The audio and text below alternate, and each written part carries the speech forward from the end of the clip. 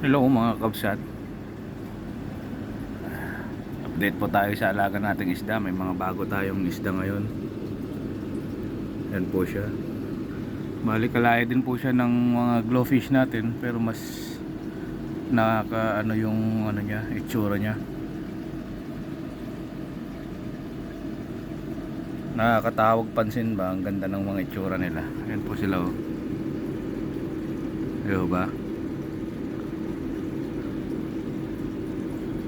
Maganda pong tingnan.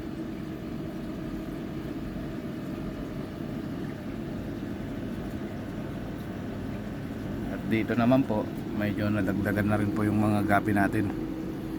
Kuha po tayo ng 6 na female na pwede nating pagpa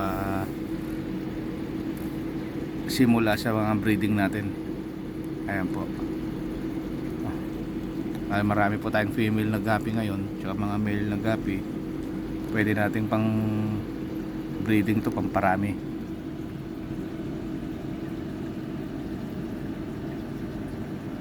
Di ba? Ang gandang tignan, no? Ayan. At update naman po sa ating mga fry. Ito po sila. Malalaki na.